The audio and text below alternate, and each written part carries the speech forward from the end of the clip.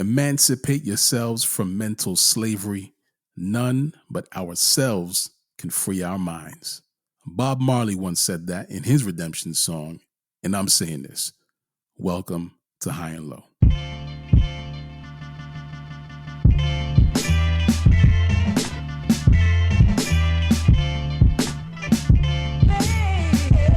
Good day and good night. Welcome to the High and Low Basketball Podcast. This is episode number 100 and Wilt, aka episode number 113. See, 13 is the number that was worn by the man, the myth, the NBA legend, Wilt Chamberlain, a man who seemed to hold every record in existence, including most points scored in a single game back in 1962, 100. Wilton Norman Chamberlain, aka the man from Philadelphia, once averaged 50.4 points per game, same season in which he set that single game record. Part of me wanted to name this episode after James Harden, but he bailed on the number 13 when he bailed on Brooklyn. And anyone who bails on 13 can kick rocks, because 13 was the number I wore back in my playing days. There we go. The truth comes out. I won't take you down that memory hole just yet. Yes, memory hole. That's what I said. I can't do that when you don't even know who we are, especially if this is the first time you're listening to us. So let me say this. My name is Ike Amaechi, and today's starting lineup is Hugo, Sean Khan, Mitch Orsatti, and special guest Stephen Leslie. Hey. Give it up for Stephen Leslie, our special guest. Okay. That was good. Around here, we live by the strict code governed by all the high and low lives around the world, which means we talk about basketball, especially and specifically the NBA, and we talk about it at any time, anywhere, north, south, east, west, high and low. This week on High and Low, we're going to talk about the players who could be getting ready for their redemption tour next season and the players who could be falling back down to earth. Also, we have a listener question that puts a few of us on the hot seat. Gives me an idea, man. We should have a hot seat segment. You know what I'm saying? Like, you know, if you say reckless things on this podcast, maybe every now and then you got to answer for them. You know, who knows? I don't know. We'll think about it. Let's see how this goes. That's not fair. I'll be on that seat all the time. Then that's how it will go. Then, anyway, you know, it's about to get real uncomfortable around here, but these guys can handle it. You know, being a high and low life is about being comfortable with being uncomfortable, right? That's what we do here. Anyway, stay tuned for that. Before we lock in, let's check in. It's a full house for episode number 100 and Wilt. It's been a while.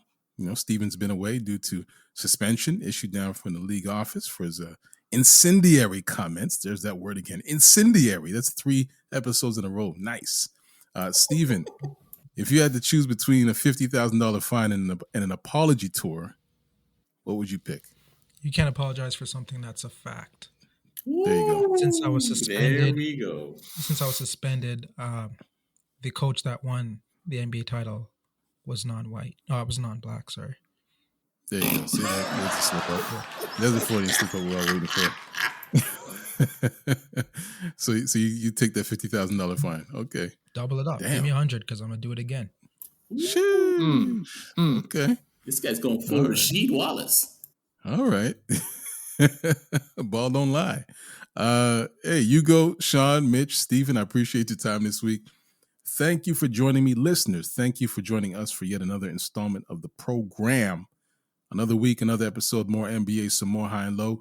This week in NBA history, the Greek freak turned into the Nigerian nightmare. See, on July 21st, 2021, Giannis Antetokounmpo had the game of his life, powering the Bucks to a Game 6 victory over the Phoenix Suns and secured the chip for Milwaukee, their first since 1971. Exemplifying clutch, Giannis finished the game with 50 points, 14 rebounds, 5 blocks, and became the 4th international player to win the Finals MVP. And this one's for the analytic nerds, the 2nd player to score 50 points in the Game 6 series clinching victory. Wow. I don't know who collects these stats. Anyway, That's a little something for the NBA history nerds. Things are certainly happening in the NBA today, so let's talk about it. Let's talk about something important. Dun, dun, dun. I have a listener question from Leslie in Inglewood, California. Inglewood, the Wood. Love that movie. Hey, it's also the future home of the Clippers Intuit Dome. I'm into it. Yuck. And former home to the Lakers Great Western Forum. Love that place. Leslie is not impressed with some views expressed by some of you. And it seems that she wants some rationale, an explanation, if you will. One of us is in deep trouble. Actually, you know what? Instead of speaking for her, let me read Leslie's question. So, this is it. Last week, and that would be episode number 112 or 112. Last week, Ike said the WNBA would be a good option for NBA fans to watch this summer, and the reaction from the group was disappointing. It's not the first time the WNBA has been dismissed on high and low. Aside from the obvious sexism from a few of you, what is your reason for not liking the WNBA? And there's a PS. Just want to throw this one in. There's a PS. And Leslie says, acknowledging that Mitch and Ike are vocal supporters of women's basketball. All right. So I think, Mitch, that means that we step away. We step back from the mics. No problem. Who's going to jump in and answer Leslie's question first? Let me talk to Leslie. So you think that we don't like the WNBA? I'll speak on myself. I don't think the WNBA likes the WNBA. Whoa! Okay? Like, the first issue I have is that they play in these big stadiums. They should play in smaller stadiums so it's more packed and it's rocking instead of these empty stadiums. Then it'd be more engaging for guys like me and other fans. The second issue I have with the WNBA is that they penalize their own players for flying business class from state to state. Do you see that in any other sport? No, but it comes down as a punishment from their own league management. And did you see the recent All-Star Game trophy that the WNBA handed out? It was from the dollar store. A teacup. Like, these are all negative things with the WNBA. And then you think that I hate it. They don't like themselves. And Leslie, if you have an issue with that, I'll be in Inglewood September 11th. Don't do that. No, but I will. Drop your location. Drop the location. Geo coordinates. All right. Yeah, it's pretty savage, but very sound logic. Is it? That's sound logic. I mean, listen, the teacup. Yeah, that was a pretty bad point for y'all. So I don't hate the WNBA. I think it has a very important place in sports. I just don't like the product. There are things in this world that were replaced or have better features, better attractive qualities, whatever you want to call it. There is a reason why there are no more blockbusters. There's a reason why we don't use VCRs. There's a reason why you don't go to the corner store and buy maps anymore, because there are other things that are better than what the WNBA represents right now. There's no stories, no narratives that attract me to that league. I think they have to seriously take a look at how to develop and make the league better and make it more interesting. But I will recognize that, they're probably still in their infancy. I remember 10 plus years ago when they had women's wrestling, everybody was like, oh, this product sucks. Nobody wants to see these girls. Boo, boo, boo. But they kept at it. And now they're a heck of a lot better. And they've had some main events where women were the A-listers, so to speak. So WNBA, if you're going to get upset at me, poo-pooing on your sport, and you're going to give up, then you got some serious problems. But do a better product. Because right now, the biggest story coming out of your league is somebody who's not even in your league. And that's not good. You talking about Brittany Griner? You said it, not me. You can say it. It's You a news said story.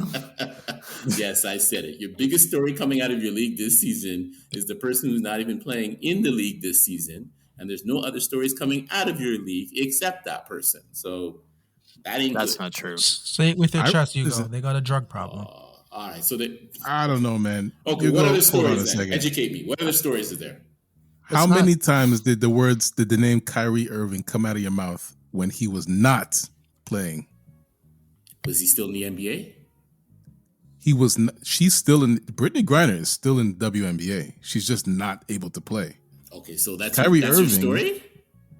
I'm saying that's your story, which is Listen. completely false. Okay, but in the NBA, you didn't only have Kyrie. No. Right? I'm talking. You said the biggest story. Yeah, but like Yeah. It's a player who's not in the doesn't WNBA. only Okay. have Brittany Griner. Like it's reductive, right? Tell me Man, the I just story. didn't I just talk to you about Skylar Diggins and how she was. I talked about the Phoenix Mercury, and how everyone seemed to be not getting along a few weeks back. That's Right? a- I'm like, man, I'm going to watch that. I'm watching more Phoenix Mercury games. I said on this podcast, if that was happening on any NBA team where you know that none of the players were getting along, oh my goodness, it's catnip. You guys are gonna be talking about it. You're gonna watch the games to see who's gonna be fighting who. When we knew that Kevin Durant wasn't getting along with Draymond Green a few years ago, everybody was like watching every Golden State Warriors game. So, just very interested. Like these storylines are there. It's just that you're not paying attention to them. You know what I mean? It's like the world's algorithm isn't feeding it to you because you're just not interested. Exactly. Listen. Okay. Listen. No, not So- exactly. There you go. There you go. Okay. Listen, I will give you that. Yeah, I'm not paying attention. That's my choice, right? So how are you stating that there are no stories? Listen, You can't say that. You can't say there's no stories. You're not paying attention to them. They exist. I will plead ignorance. I don't know the stories. I don't care to figure out the stories. I'm the casual that just There you goes go. with whatever goes on the newspaper. It says Brittany, this awesome ex whatever player you want to call her from the WNBA. Listen, all I'm saying is there is nothing there that's going to make me waste my summer watching it, right? There you I would go. rather There you do go. other stuff than watch that. I'm not saying don't ball. I'm not saying you're not allowed to ball. I'm just saying I care to watch other stuff than watch you ball. And that's that. You don't need me as a fan. Trust me on that. I ain't buying tickets to your game. I'm not watching your stuff. I get all my stuff on bootleg, so you're not getting money from me anyway. Right? There you go. There you go. Double it down. And we have our first victim. All right. I just wanted to get the truth out there. That first statement you made was full of nonsense. Now we get the real stuff. All right. Good stuff. I'm watching this weekend though, man. But Las like- Vegas for sure. Sure you are. Sure you are. I don't want to seem ignorant like what Hugo said, but when you guys were talking about like, no, when you guys are talking about like the media is not feeding it to us because we're not looking for it. Like I can think of when my Twitter timeline was telling me about, the whole Chris Paul Clippers saga when they wanted to keep DeAndre and he was in a house. And it's not like I looked for that, but it just came to me. And then it was multiple outlets, right? This Phoenix Mercury thing, if honestly, if Ike didn't speak about that, I wouldn't have known. So I don't know. Do I have to part of that start- isn't your fault, Yeah. and part of it is just like it's baked in. Like Mike said, it's the algorithm, right? Like you click on how many countless NBA links Mhm. on Twitter, how many? Lots, right? Lots, yeah. That just gets fed to you. It's a what do they call it? Echo chamber, right? Like if you're not clicking on WNBA stuff, you're not going to see any WNBA stuff. You're not talking about WNBA stuff, you're not going to hear about it. It's just how it works. That's to Hugo's ignorance. Do we need a WNBA challenge? Is that what we got to do? We got to do a challenge. Challenge ourselves. I mean, to listen. I think there's some WNBA sprinkled in there when you click on NBA enough. Like you'll see some WNBA stuff. Like I definitely saw the Phoenix Mercury arguing on the bench. Was it Seuss? No, Diana Don't Taurasi guess. got You up don't and know. someone Diana like, Don't Taurasi. guess. say You something. don't know. You don't So know. listen, like I had to go back and listen to what I said last week. I did make a cricket sound when I first mentioned watching the W. So while that may have been disrespectful, respectfully, Did you also say to lower the rims? I didn't say that yet, but stay tuned. No. Listen, like that was disrespectful, but respectfully, nobody watches the WNBA, so the cricket sound, what it signified, is actually accurate. So listen, Leslie, like, you want to shut me and guys like me up? Watch the WNBA. Female sports fans, watch the WNBA. Get these ladies paid. Oh wait, you don't watch it? Why is that? It's because it's not entertaining. The WNBA has like a 3.8 rating on IMDb. Like, come on now. Like, with, with with the amount of content out there and the amount of sports I already watch, like, I gotta be honest, WNBA isn't even in my top 100 options to watch. So, like, I'm not gonna waste my not wa- I don't say waste my time. I'm not gonna spend my time watching something that doesn't entertain me. And it's not because I'm sexist, because I watch a lot of women's sports. I watch women's tennis. I watch women's golf. Like, I have no problem with watching women's sports as long as it entertains me. All that said, I still do pay attention to the league. Probably more than the average female basketball fan.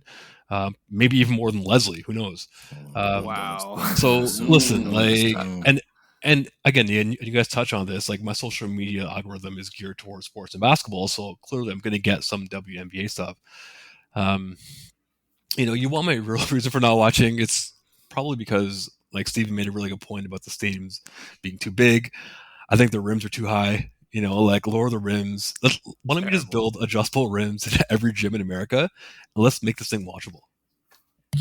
And Sean, when you say that, why do people get like, they say like that's offensive? I don't understand why that's offensive. If we would You're a foot watch more shorter than the average NBA player. if we would watch more, if you lower the rims and it'd be more exciting, why not try it? I know. Every sport tries different things, but the WNBA, you say something, it's like, oh my God, you're against us. Bro, women's volleyball, guess what? The net is lower in women's volleyball. Why do you think that is? So they can hit more and block more and make it more entertaining and more fun. It's an inferiority complex, right? Oh, we need to lower the rims because you can't reach 10 feet as well as somebody else, right? I mean, and they also mandate that they had to play in bikinis. Whoa, chill.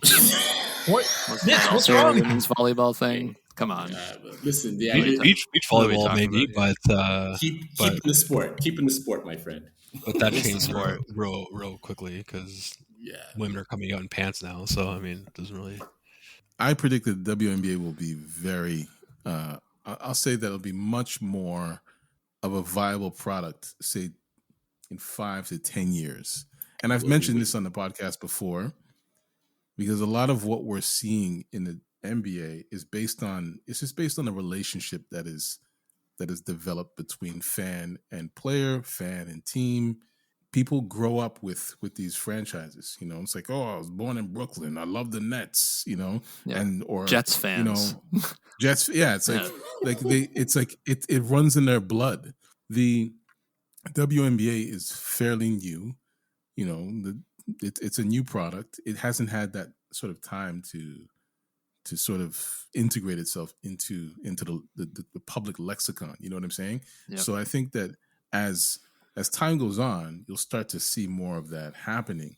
As the fans 20 years from now will legitimately have grown up with these WNBA teams and with these players. Like, a lot of people have watched a lot of players in the league right now since they were in high school, since they were kids, or even when they're in college.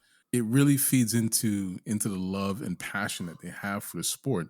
And you haven't had that opportunity yet in the WNBA, but I think it's happening right now as, people are able to follow some of these girls when they're in high school to when they get in, jump into college. I'm thinking of Paige Beckers, for example, who went to high school with Jalen Suggs and Chet Holmgren. They didn't go to the same high school, but they all went to Gonzaga high school in Minnesota. No, she goes to UConn, right, Paige? She goes to UConn. Yeah. But people have been following her career since she was like a sophomore. As have I, Leslie. Yeah.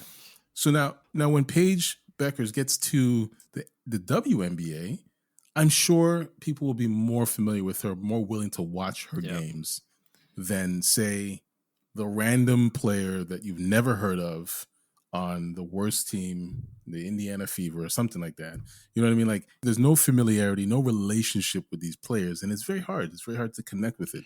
And that's exactly how sports fans connect with teams. There's a relationship that's developed between fan and franchise, fan and player. Well, just give it time. It'll happen. I want a Toronto franchise so bad. Oh, if that happens, then these guys are going to be Sport is Yugo's going every game. I'll go. Yeah, of course I'll go. I'll take my kids. I'll spend my money on a Friday night to go check out a game. Yeah, I'll do that. Because that would interest me. But this man, hold on. Now, not 2.5 minutes ago, this guy said, on a Friday night, you can't get me to watch the WWE. No, if it was in Toronto, though, I would. You told me watch on TV at home right now? I'm not watching that. We're talking about hypotheticals. You know what I mean? Yeah. Okay. Anyway, just another reminder to listeners, if you want to leave a question for us, please drop a DM. You can do that on Instagram at Get High and Low, TikTok and More High and Low. Anyway, it's time to put this segment in a Hugo, Sean, or Steven mask and drop it on Leslie's doorstep. When we come back, we're going to figure out which players will be singing that redemption song next season and who will take a step back in a bad way. A step back. We'll be right back with more High and Low.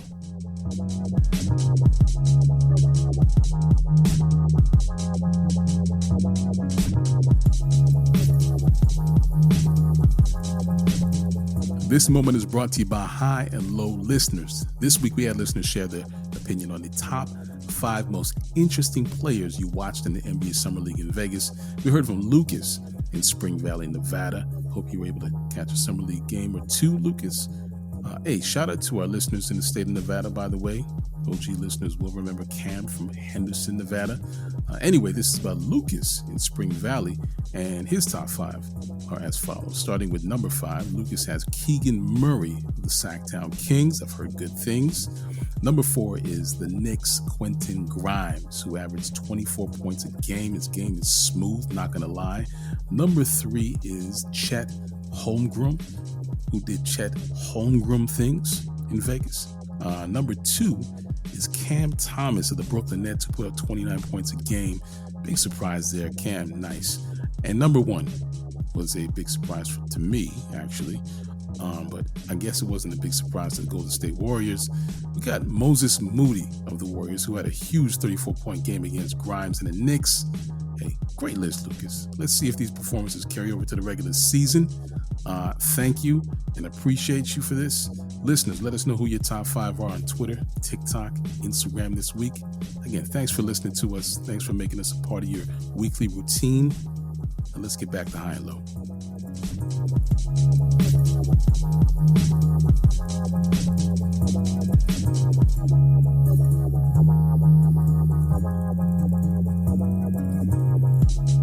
And we are back. I'm Ike Amaechi, and I'm here with Hugo, Mitch, Orsatti, Sean Khan, and Steven Leslie. Oh, we're going to learn today. Actually, I think these guys have already learned a little bit. But hey, let me just say this. There was a study by a psychologist. His name is Dan McAdams. And the study was about narrative identity and how people tend to tell 2 different types of internal narratives, stories about themselves. There's the contamination story, where people interpret their lives as going from good to bad. And then there's the redemptive story, stories that transition from bad to good. And this is why we like to watch and witness these stories. You know, one of my favorite films, Leon the Professional, is a great example. Oh, great movie. Love it. But redemption story, definitely redemption story. You got this professional assassin who, he's done nothing but bad things in his life. Just the worst person in the world. And he, takes in this young girl and then unexpectedly takes her under his wing. She becomes his protege, learning from him while he learns from her. And redemption, and he'll appreciate this one. If you've ever watched Dragon Ball or any of the Dragon Ball series, there's a character by the name of Vegeta, right? He's the prince of the Saiyans, so to speak, and initially he's a villain in the series. He's bent on defeating and destroying the hero, Goku, and he later ends up fighting next to Goku. And actually, no, Dragon Ball is littered with redemptive characters. You got Piccolo, Android 16, 17, 18, 19, 20, Majin Buu, the Pilaf gang, the list goes on. Anyway, I can't go down that rabbit hole because seems you watch too. Familiar with Dragon Ball. I watched when I was a kid, man. Anyway, we're digressing. We're digressing from the point, which is everyone enjoys a good redemption story, and we love to see it in the NBA. We do. We really do.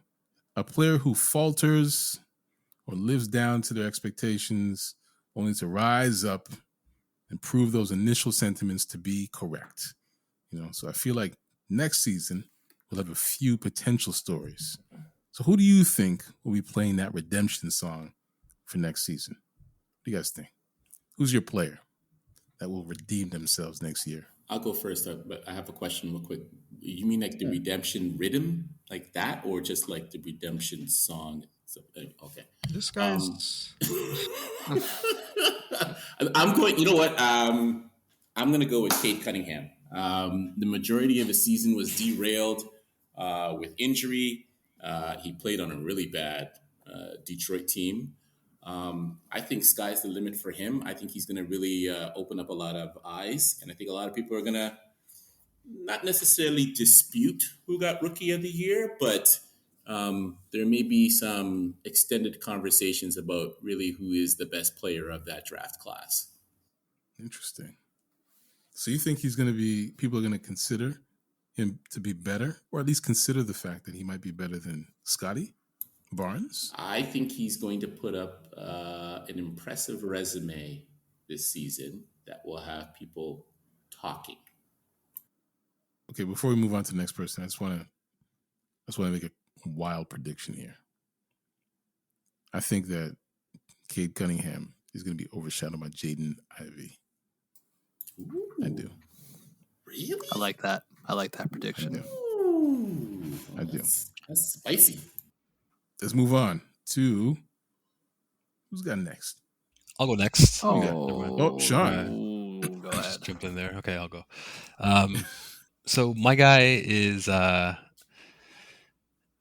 I don't know if this counts because he wasn't really having a horrible year before he was injured, but Chris Middleton missed the entire playoffs.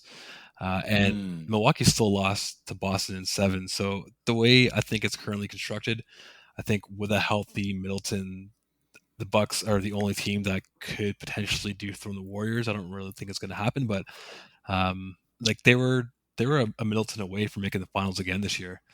And if you remember 2 years ago, he had some massive moments in the playoffs.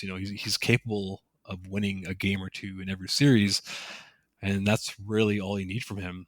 So I expect a bounce back from him in terms of being healthy at the right time for the Bucks, and I expect the Bucks to get back to the finals. I think it's going to be tough to beat the Warriors if they're healthy. And especially the way Wiggins is playing D and how he can potentially guard Giannis. But crazier things have happened, and I think with a healthy Middleton, the Bucks are one of the top 3 teams in the league. And Middleton averaged 20 a game last year. And he still plays 60-something games. Loss. But he just missed the whole playoffs. Yeah. Big loss. Yeah. You guys know that Middleton's nickname is Cash Money, spelled with a K? This is before the NBA or what? WD-40 is another one. Yuck. Where do they get this stuff from? Baby Joe Johnson? They need better friends. Who's making this stuff up? They need better friends. Wow. Anyway, sorry. Steven, go ahead, man. I was going to say the player that I chose, they didn't make the 75 all-time player list. They didn't make the All-Star game. They didn't make any of the All-NBA team offense or defense. And in playoffs, they only had like 5 20-point games, but they did have 3 30-point games in comparison to what they usually do. So with the first time being healthy in 3 years, I think Klay Thompson is going to redeem himself next year and come back to form. He's already upset with some guys from Memphis, and they keep going back and forth. And I think all that, plus you see videos of him just shooting in the gym now, just not having to rehab. I think that's going to motivate him to go back to what he's used to. Yeah. You didn't think of Ant? I swear you were going to go with Ant. He had a great year. Bounce back. Do you know what bounce back means, right? Wow. But he can make that jump. Well, he also said Cade Cunningham, and I'm like, Cade Cunningham was really good at the end of the year. Pretty good rookie year. Finished third. He was third in rookie all rookie of the year voting, and he missed it. ton of time. Listen, But I was just asking a simple question. I so was I. Do you know what bounce back means? That was my suggestion. Wow, bounce back you, man. Why would I choose Anthony Edwards was decent last year? Like there's no Amazing regression. last year. I'm gonna stay on one of my old brands here, and I'm gonna go with Julius Randle. Randle saw like a pretty decent drop off, almost like entirely across the board. Points, efficiency, assists, rebounding, all down. His advanced stats were down across the board, and more importantly, his body language looked like a guy who was like sick of being there. Oh yeah. I don't know, maybe sick of Tibbs, maybe sick of losing. They lost like a crazy amount of games in a row at one point, but now Randle gets to play with, like, is this the first real point guard he's ever played with in Brunson? And maybe they get Donovan Mitchell too. Who knows? I'm not necessarily expecting Randle to return to like that. Not last year, but the year before. He was in kind of like rare air for himself. But I'm expecting him to have a bounce back year to the point where he's the person that they can rely on in games. Okay, so Mitch sort of teased at the next segment. Oh, let me go first. Ooh, but let me just drop one more tease. All right. We'll be right back with more after this break. Cliffhanger.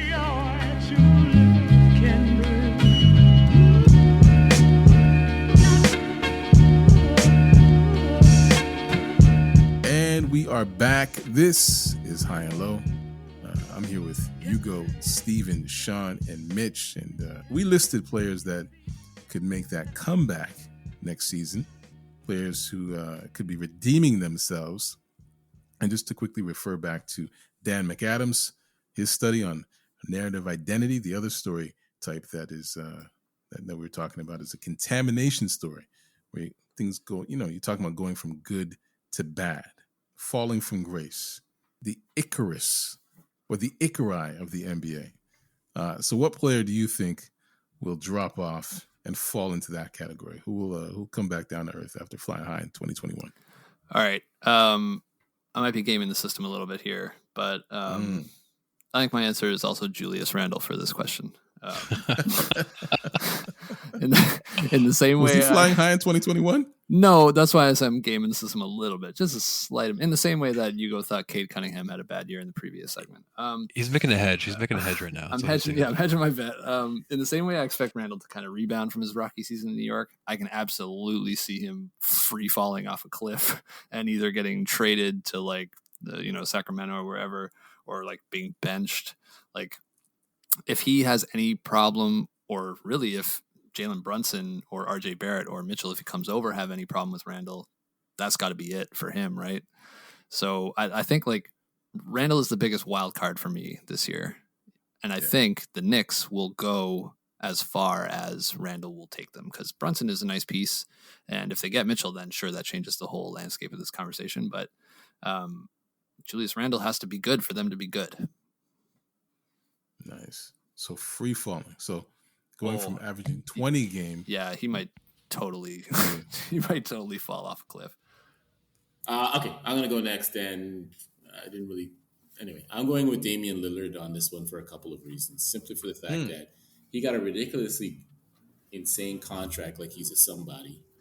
I mean, I think, Stephen, it was you that sent that tweet that showed like all the accomplishments he's done, which is basically 0, 0, 0, 0, 0, 0, 0, 0, 0, and the Mickey one Mouse goatee award. or something, one beer, Rookie of the year, and the Mickey Mouse championship or something. I just look at this guy and I'm like, he to live up to that contract and make that team something, he's got to basically average 40 points a game.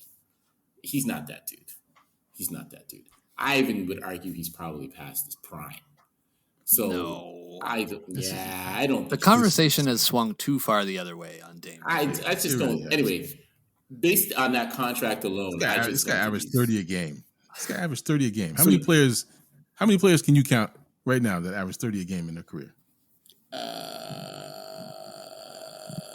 Why you ask him? Why did you ask him? I shouldn't have asked that. Listen, anyway, I'm going with Dame. I'm going with Dame 0, so that's it. So you guys can say whatever you want to say. I just think he's going to have a terrible season. I hope he has a terrible season, and I'm picking him because I can't pick season. Wow. But what's a terrible season? Like what does that look like to you? Listen, he's injured the majority of the season. There you go. Oh, That's the terribleness. Yeah. So Injured. can I just piggyback off that because I too had Dame Lillard. I think Steven's opinions are rubbing off on us. He already fell off a bit last year. Like he only played 29 games, but his field goal percentage and 3-point percentages were the worst of his career. So I think he fell off a bit last year. I think it's his time to fall off a little bit more, a la like a, dare I say, a Kyle Lowry who looks absolutely washed. I don't think he'll fall off that far, but I think maybe the injury was maybe the reason for some of his shortcomings, but he had some stretches of really bad games before he was injured that we really haven't seen before in his whole career. But Sean, Portland sucked last year, man. Well, of course, yeah, and they're gonna be terrible again this year too. No, they're way better this year. They're gonna be way better. They retooled. They got defenders now for the first time in his whole career. I don't know. He has defenders. I don't know. Maybe he does have a little bit of a turnaround, but maybe he has a hot start. And Hugo said it, like he wants to show the basketball world that he's worth $60 million per season. And like, let's be honest, even at his best, he was never worth that much money. So I think over the long haul of the season, I think his team's going to be bad again. I think he's going to continue to take that downward spiral towards being washed. Does he have a legit number 2 scorer? I really don't think he does. He does. Anthony Simons, Jeremy Grant. Well, I mean, the word legit, I guess, is really, really taken for granted right now. But, I personally expect another drop off. I think they're a potential lottery team again. I think they're a lottery team every year. They pay him $60 million. So maybe that's their plan. But the problem in Portland is that they don't know how to draft either. So I don't really know what they're doing. But I'll give them one thing: they're loyal, whatever that means. So They took Shaden Sharp. I don't mind that. He was also injured in his first game that he played in summer league. So I missed that. And they signed Gary Payton all through college. Yes, they also signed drafted Sam Bowie and Greg Oden ahead of Michael Jordan. Yeah, that's Kevin Durant. No, you're never escaping that. Yeah, I don't know. I'm a little higher on Portland, I think, than you are. Yeah, but not a lot. A little higher. Yeah.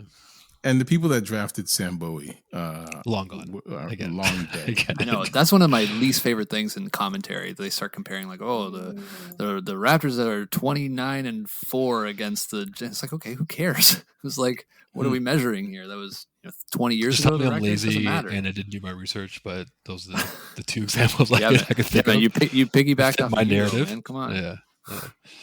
Sorry, you go straight shot. Hop off, man. And I believe Dame will be paid $60 million just in one season. Yeah. 2026, 2027. Like 63, 58, and I think he's getting like 45 next year or something like that. So it's ridiculous. So that means that they'll do well because he's not getting paid $60 million. Yeah, just 42. Yeah. Steven, who's your guy? Who is your guy? Oh, you guys got me all upset. My guy to fall off is Jalen Brunson. I think everyone's going to go at him because of the deal that he got. I think he's undersized. And in that market, New York media is going to chew that guy out. Stephen A. Smith going to be yelling every day. He averaged 16-4 this past season. So I think expectations would be like 22-7. But I think it remains the same, 16-4. I don't think he's that guy. Yeah, I'm actually worried about him, like for his own psyche and stuff too, because like when he doesn't live up to that contract, it's gonna be hard. It's gonna be hard for him to live in New York. He's protected though. He's protected by who? His dad. Insulated. His dad. Yeah. Sorry. His dad's on the coaching staff. Leon Rose apparently is like his uncle, or like as close as an uncle can get, or godfather. There's a lot of scapegoats over there before it gets to him. But he's surrounded by family. He's surrounded by family in the Knicks. I know. And so I but think the organization he's still falling off. Still a dumpster fire. I agree. He'll still he won't put up numbers that are better than last year. Than what they think. I think that's a good pick. Yeah. He won't live up to expectations, especially if they do get Donovan Mitchell. Also, Dallas had like no offensive options last year. It was like Luka and like everybody else get the hell out of the way. And then Brunson like forced his way in there. Like, to his credit, he played really well, especially I in only playoffs, remember but- Brunson in the playoffs. Like, I don't remember his name in the regular season that much. So Sorry, it was the first round or second round he played well, but he disappeared, I think, in the conference final. So we got two Knicks side by side on the fall off. Yep, sounds about right. And then you got the entire Portland team on the fall off. And then probably future Nick. Wow. That would have been a good deal, actually, if he went over there. Yeah. All right. Well, we've got our risers and our fallers. Our fallers. Fallers. That's not really a word, but hey, let's just call it one. The risen and the fallen. There you go. There we go. Recut. The risen and the fallen. Why the fuck I can't shoot 3-point shots? Hey, this brings us to the end of yet another episode of the High and Low Basketball Podcast, the Basketball Experience. Thank you, Mitch. Thank you, Steven. Thank you, Hugo. Thank you, Sean. If you haven't done so, subscribe to High and Low anywhere you find podcasts. And you can go to the High and Low YouTube channel for bonus content. Or not. I don't even think we have bonus content on there anymore. Actually, there is bonus content. It's just not bonus content from this week. But click on that bell and subscribe. We're on Instagram at Get High and Low. We're on Twitter and TikTok at More High and Low. So where can listeners find you, Sean? You must have hours of content in the archive. You could probably like even slap episodes together and make bonus content, but who has time for that? I barely have time for this, man. Come on. Yeah. Yeah, you guys can find me still on Instagram at Sean_controversy. Nice. With a little controversy on the way. Exactly. Ooh, I see what you did there. I didn't do anything. I just saying words. Saying words. What did you do? Yeah, you go reading into it like I'm a Marvel movie. Oh man. And well, speaking of Hugo, what are you going to be doing, man? Where can listeners find you? Yeah, you can find me. I'm still at the thirsty.hero, and yes, I couldn't get rid of the dot. I'm gonna be. Why don't you go with Thirsty Heroes? Thirsty Heroes. Listen, man, I was just doing control, Mitch. Why don't you just do your own damn thing? How about that? Ooh, Mitch has rescinded his offer. Mitch has rescinded his there you go. And since I got all this time in the summer, I'll be sitting down watching WNBA games and enjoying it as much as possible, like eating a big plate of lima beans. Look at that. See? Why does this guy got to take down lima beans at the same time? Lima beans catching strays from you guys. I know. Lima beans are gross. Nobody eats those. Mitch, where can they find you? You can find me enjoying a big old bowl of lima beans. No, I'm just kidding. Wow. No, I love lima beans. Come on. You can find me over at Twitter at ThirstyVillain, and big reveal coming up. I live in Hamilton. You can find me coaching out in Hamilton, some youth basketball. Hamilton, Ontario, Canada. Look for it on the map. That's right. Look for it on the map. So the Thirsty Villain has finally revealed his location. 1 year. Only took a year. And Steven, Leslie, where can they find you? Instagram at Esteban_Roy, ESTEBAN_ROY. There you go. Spell it out for him because it's been a while. You might have forgotten. Don't forget. And the music you're listening to, you enjoying it? Sound good? I know it does. It's by music. No, it's not by music. Have you guys watched that movie Music? No. Good Directed try. by Sia? Good save. Terrible. Anyway, the music is by Live of the Enjoy Music Group. You can find Live on Instagram and TikTok at LYVE. I think you can also find them on Twitter at LYVE. And music is also by Sonny Rockwell of The Goodness. You can't find that guy anywhere. Sound design is by Vonn August, not Van, but Vonn August. This is a Vonn+Abrahamm podcast, not Van, but Vonn+Abrahamm podcast, just in case you didn't know Hugo. So on behalf of Mitch, Steven, Sean, and Hugo, I'm Ike Amaechi. Thank you for listening to High and Low. We'll see you next week, fools. Lower the rims, WNBA. Lower the rims. I like that fool sign off. Fool. Come get your bowl of lima beans, fool.